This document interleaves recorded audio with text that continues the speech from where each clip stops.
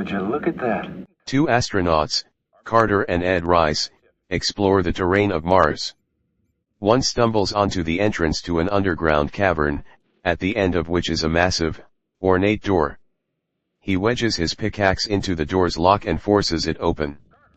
The doors open, and something massive rushes out, reaching for him.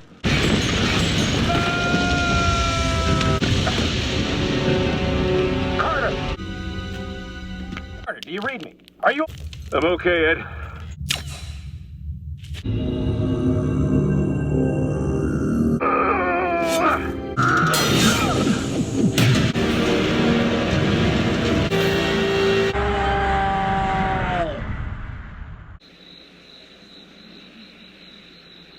Two years later, Batman makes a brief trip to the outskirts of Metropolis, spying on a satellite communications facility operated by Wayne Tech.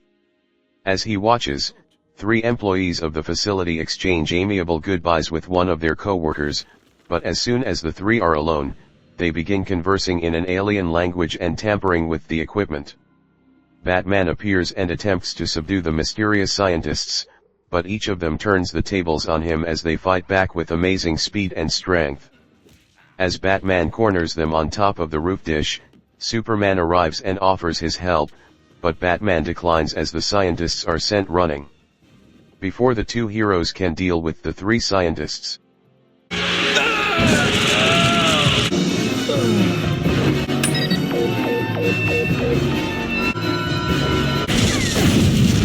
Superman sees strange images in his mind and is rendered unconscious. Batman grabs Superman and saves him as one of the scientists detonate the satellite. After landing to safety, Batman watches as all three scientists twist their bodies back to normal from positions that are inhuman, and they flee into the forest. Then no one's claimed responsibility? No. There's more to this than meets the eye. Here, it's a signal watch. Call if you need any more help. Right. And yet they continue to build more. We demand they stop this madness. In the nation's capital, J. Allen Carter, one of the two astronauts from the Mars expedition and now a U.S. Senator, proposes a bold plan for total nuclear disarmament. He champions Superman as Earth's protector, believing that the Man of Steel is both reliable and more than capable of handling any threat to Earth. Superman embraces the idea, despite protests from the military and other sources. These even include other heroes, such as the Flash from Central City, who remarks, "I'm the fastest man alive, and even I can't be in 5 places at once." And even I can't be in 5 places at once.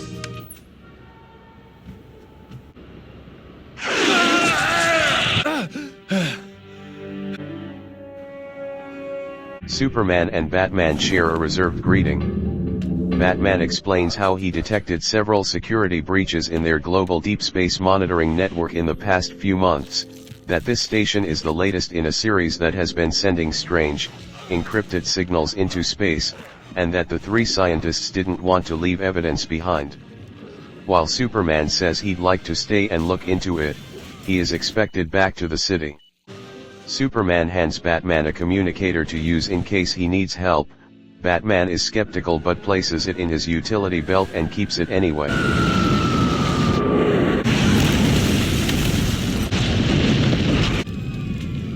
Superman arrives and manages to save Batman as a meteor comes down from the sky and crashes into the heart of Metropolis.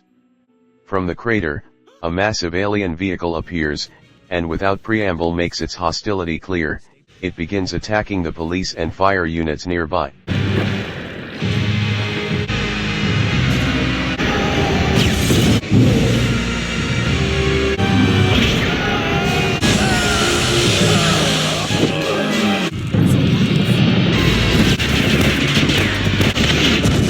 We better get out of here before... Superman arrives and manages to save Batman as a meteor comes down from the sky and crashes into the heart of Metropolis. From the crater, a massive alien vehicle appears, and without preamble makes its hostility clear. It begins attacking the police and fire units nearby. Both Superman and Batman watch as more meteors crash, giving rise to more vehicles. They throw everything they have at the creatures, but seemingly to no avail. While preparing to fight again, Superman suffers another psychic migraine. Realizing something, he flies away. Superman. Meanwhile, we're getting reports that similar objects have landed all around the world, and more are arriving by the hour.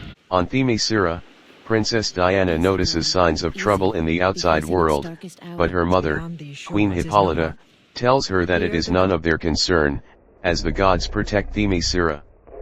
Batman flies after Superman, tracking him to a US Army base. Inside, they find a green-skinned alien being held prisoner. After being freed, the alien introduces himself as Jayon Jayons. Before he can tell his story, the trio are confronted by a group of army soldiers. Superman tries to explain, but the soldiers morph into white-skinned aliens and aim their weapons at the trio.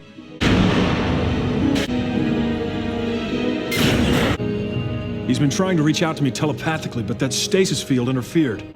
What's he doing here? I came to warn you, but I was captured and imprisoned here. Big surprise. I am Jean Jones. A wise policy. Stop right there, Superman. You're trespassing in a restricted area. I don't think so. That's why he'll never leave here alive.